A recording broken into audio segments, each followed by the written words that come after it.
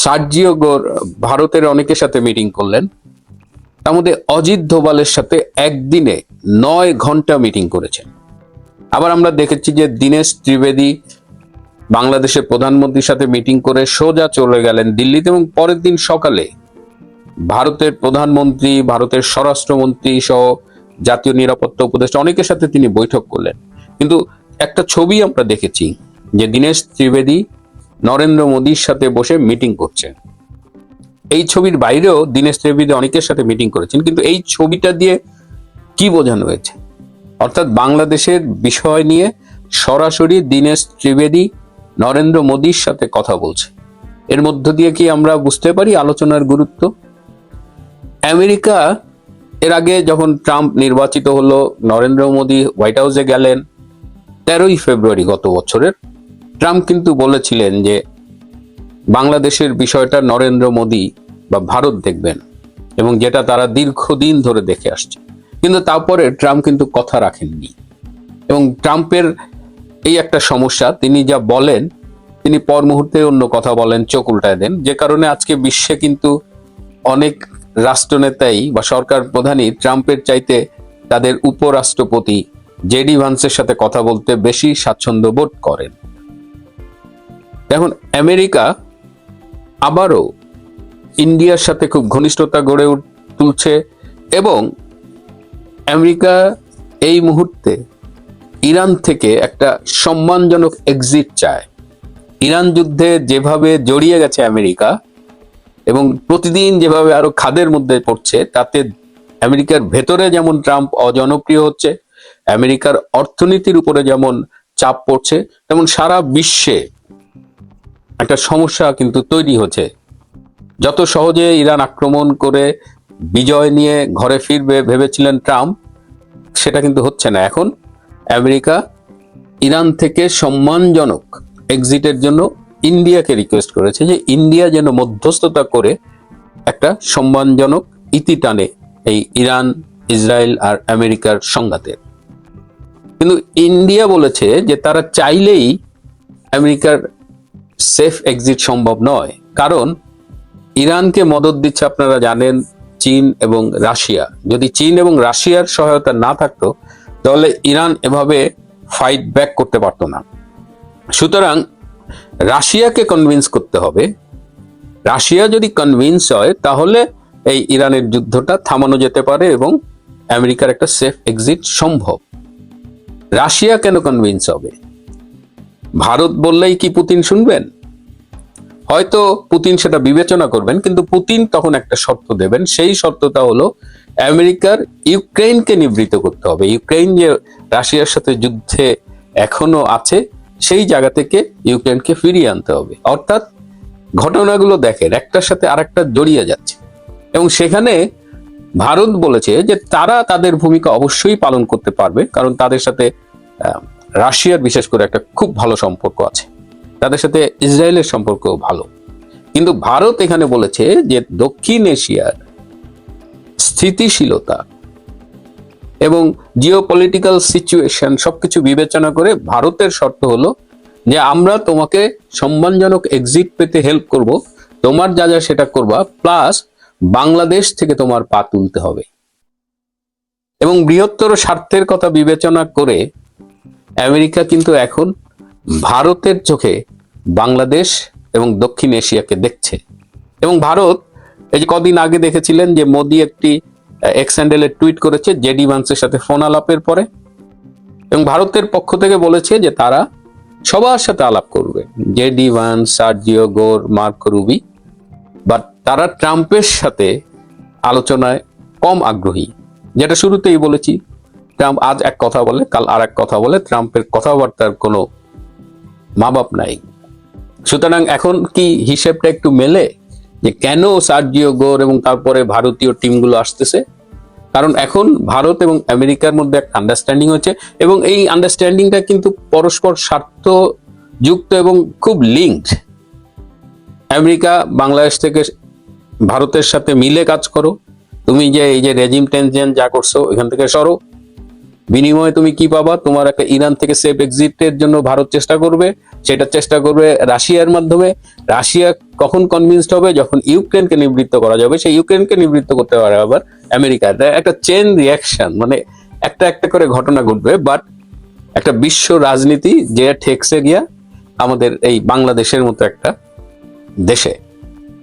So এই কারণে এখন বাংলাদেশের ব্যাপারে এই আগ্রহগুলো আমরা দেখতে পাচ্ছি। এখন তারেক রহমান, যিনি বাংলাদেশে এসেছিলেন, নির্বাচিত হয়ে প্রধানমন্ত্রী হলেন, এই সব কিছুর মধ্যে কিন্তু ভারতের মধ্যস্থতা ছিল। এবং বিক্রম দৌরাইস্বামী, যিনি এই সম্প্রতি বাংলাদেশে এসেছিলেন, তিনি যুক্তরাজ্যে ভারতের হাইকমিশনার থাকাকালীন তারেক রহমানের সাথে যে নেগোসিয়েশন হয়েছে ভারতের, তিনি ছিল নেগোসিয়েশনের মেইন পয়েন্ট, ফোকাল পয়েন্ট ভারতের পক্ষ থেকে। যেহেতু তিনি লন্ডনে ছিলেন, তারেকও লন্ডনে ছিলেন।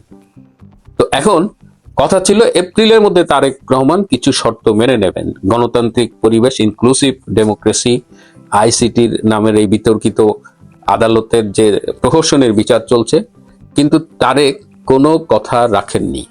তারেক তার স্বরূপ দেখিয়ে দিয়েছেন ভারতকে।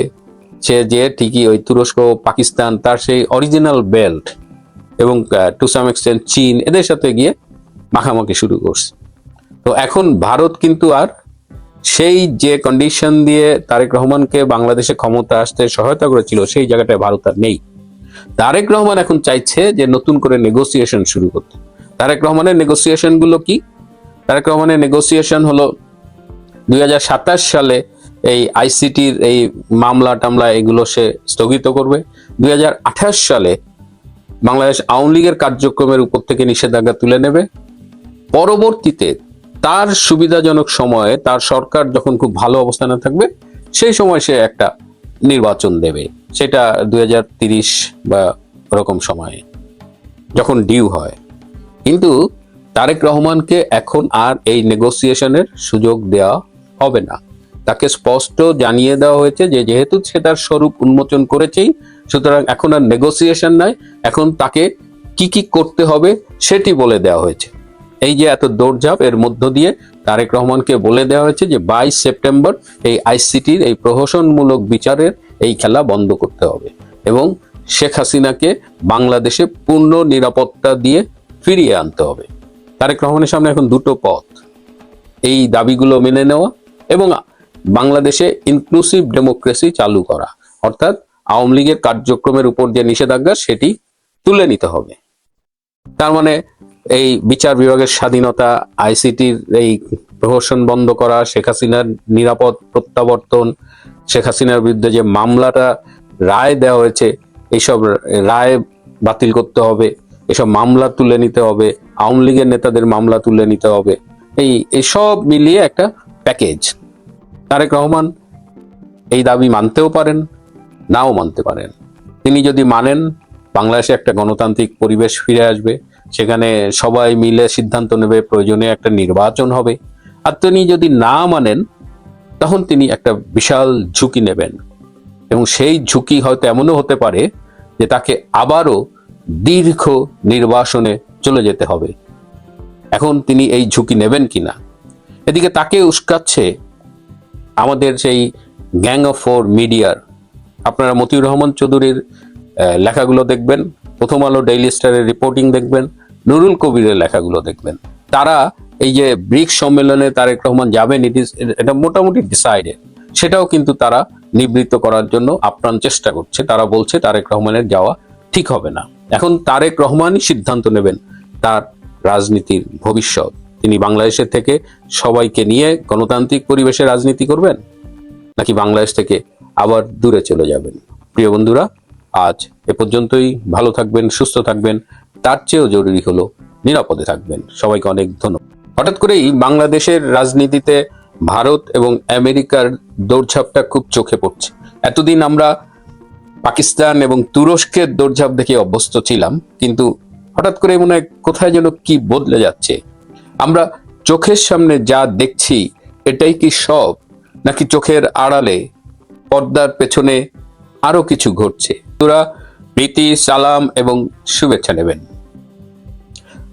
বারবার বলছি যে সার্জিও গোর এলেন গেলেন, তারপরে ভারতীয় আরো বেশ কয়েকটা প্রতিনিধি দল এলো গেল, এর মধ্য দিয়ে বাংলাদেশের রাজনীতিতে বেশ নড়াচড়া লক্ষ্য করা যাচ্ছে।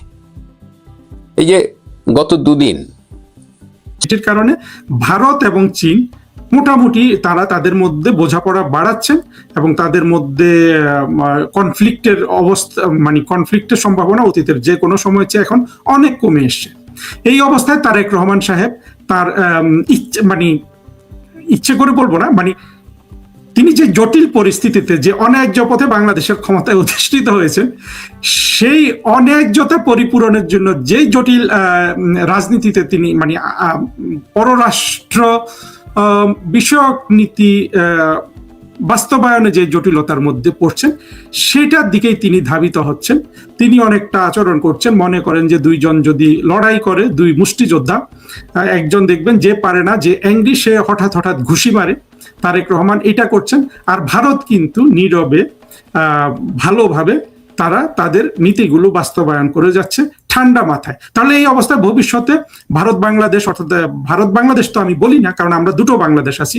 একটা বাংলাদেশ হলো তারেক রহমানের বাংলাদেশ, আর একটা বাংলাদেশ হলো মুক্তিযুদ্ধের বাংলাদেশ। তারেক রহমানের বাংলাদেশের সাথে ভারতের নরেন্দ্র মোদী সরকারের ভবিষ্যৎ সম্পর্কটা কি হবে? এখানে আরেকটা জিনিস মনে রাখা দরকার, যে ভারতে কিন্তু অন্য ধরনের বিভিন্ন ধরনের অথরিটি আছে, যাদের মধ্যে আবার অনেক ধরনের আপনার অপিনিয়ন ডিফার করে, যদিও দেশের ক্ষেত্রে তারা সবাই এক। এখন যেটা এই কথাগুলোর প্রেক্ষিতে আমি যেটা দেখতে পাচ্ছি, যে তারেক রহমান সরকার ভারতে যান কি না যান, তিনি অলরেডি এই জটিলতার মধ্যে হেরে গেছেন। অর্থাৎ ভারতের সাথে বাংলাদেশের, তারেক রহমানের সাথে নরেন্দ্র মোদী সরকারের কোন রকম রাজনৈতিক সম্পর্কের বিস্তার ঘটবে না। ভারতে বাংলাদেশের বাণিজ্য বাড়াবে, এটা হবে না। ভারত বাংলাদেশে তার বাণিজ্য বৃদ্ধি করবে, এটা হবে। ভারত পানি দেবে না, তারেক রহমানকে সেটা মেনে নিতে হবে। এবং শেখ হাসিনা সরকারের বিষয়ে ভারতের সিদ্ধান্ত অনেকটা ডিপেন্ড করছে শেখ হাসিনার সিদ্ধান্তের উপর। কিন্তু শেখ হাসিনার নিরাপত্তা নিশ্চিত করার জন্য নরেন্দ্র মোদী সরকার অনেকটা ইন্টারন্যাশনাল যে ইথিক্স আছে, নর্মস আছে, তার অধীনে নরেন্দ্র মোদী সাহেব বাধ্য, যেহেতু শেখ হাসিনা ভারতে আছেন এবং শেখ হাসিনাকে ভারতে তারা অত্যন্ত উচ্চ মর্যাদায় রেখেছেন, একজন প্রধানমন্ত্রী সম্মান দিয়ে রেখেছেন। সেখান থেকে তিনি যখন বাংলাদেশে আসবেন, সেখানে ভারতের রেসপন্সিবিলিটির মধ্যে পড়ে যায় শেখ হাসিনার নিরাপত্তা নিশ্চিত করা। অর্থাৎ এই বিষয়টাও কিন্তু তারেক রহমানের যে চাহিদা, তার বিপরীত। এতগুলো বিপরীত দিক থেকে নিয়ে তারেক রহমান সাহেব, খলিল, হুমায়ুন কবির, এরা যত আপনার ক্রোধ, ঘৃণা, তাদের সমর্থকদের চাহিদা প্রকাশ করছেন, ভারত কিন্তু কোনোটাই পূরণ করছে না। পূরণ এটুকুন করছে যে ভারত বিনিময়ে তাদেরকে ভদ্রতা দিচ্ছে, কিন্তু সম্পর্ক উন্নয়ন যেটা হয় দুই দেশের মধ্যে, সেটা করার কোনো সম্ভাবনা তারেক রহমানের নাই। আমি যে বিশ্লেষণগুলো করছি, এগুলো অত্যন্ত জটিল চিন্তা ভাবনা। আমি এটা নিয়ে আপনাদের আরো বলে যাব, এই ভিডিওটা এখানে আর লম্বা করতে চাই না। শেষ কথা এটাই বলবো, যে দেখুন, এই যে তারেক রহমান বলুন বা 24-এর জঙ্গি কোয়ালিশনের ইউনুস বলুন, এরা দেখেন নিজেদের অন্ধত্ব, নিজেদের আপনার সংকীর্ণ যে দেশবোধ, জাতিবোধ, রাষ্ট্রবোধ আছে, সেইখান থেকে একটা দেশের অন্য দেশের সাথে সম্পর্ক বিকাশের পথটা রুদ্ধ করে রাখে, আর সেইটার আপনার কাফফারা দিতে হয়, আপনার শাস্তিটা পায় ওই তারেক রহমান যে দেশকে এখন প্রতিনিধিত্ব করছেন, সেই বাংলাদেশের মানুষ। সেখানে কিন্তু মুক্তিযুদ্ধের পক্ষের মানুষও আছে, জঙ্গিরাও আছে, তারেক রহমানের সমর্থকরাও আছে। সেই তারা কি মূল্যটা দিচ্ছে? ক্রমাগত দরিদ্র হয়ে যাওয়া। আপনারা দেখতে পাচ্ছেন ইলেকট্রিসিটি লোডশেডিং, প্রায় 4000 মেগাওয়াট লোডশেডিং হচ্ছে বর্তমানে বাংলাদেশে। জিনিসপত্রের দাম বাড়ছে, বাংলাদেশের ব্যবসা বাণিজ্য বন্ধ হয়ে গেছে ইউনূসের আমল থেকে, ইত্যাদি কিন্তু সাফার করছে বাংলাদেশের মানুষ। আর নিজেদের আধা